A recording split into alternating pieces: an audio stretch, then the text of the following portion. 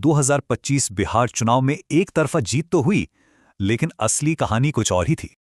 हाँ, जहां एक गठबंधन जीत रहा था, वहीं एक अलग ही सियासी कहानी अपनी जड़ें जमा रही थी।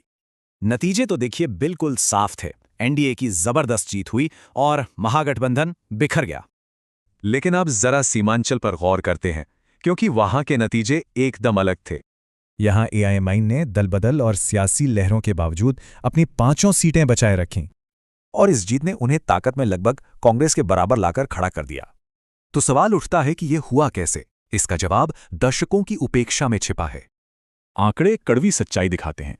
यहाँ की आधी मुस्लिम आबादी गरीबी में जी रही है। मौकों की कमी का आलम तो देखिए, यहाँ 16 साल की उम्र से ही पलायन शुरू हो जाता है।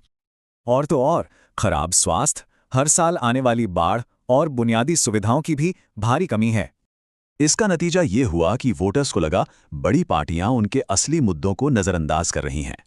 दूसरी तरफ एआईएमआईएम ने इन्हीं जमीनी मुद्दों और समुदाय की चिंताओं पर खुलकर बात की। आंकड़े ये भी दिखाते हैं कि आबादी के हिसाब से राजनीतिक हिस्सेदारी भी काफी कम थी। इस जीत ने एक पुरानी बहस फिर से छेड़ दी है कि एआईएमआईएम सिर्फ वोट कटवा है या एक असली विकल्प। पार्टी का कहना है कि ये वोट कटवा का खेल नहीं, बल्कि वोटर्स की अपनी जागरूकता का नतीजा है। खैर, चुनाव से आगे बढ़कर अब पार्टी ने सीमांचल के विकास का एक रोड मैप भी पेश किया है। उनके एमएलएस का प्लान है कि इन सभी प्रोजेक्ट्स के लिए राज्य सरकार के साथ मिलकर काम किया जाए। लेकिन पार्टी का जो असल मकसद है, वो सिर्फ इस एक इलाके तक ही सीमित नहीं है। वो बिहार की सियासत में एक स्थायी पोल, यानी एक मजबूत तीसरा ध्रुव बनना चाहते हैं।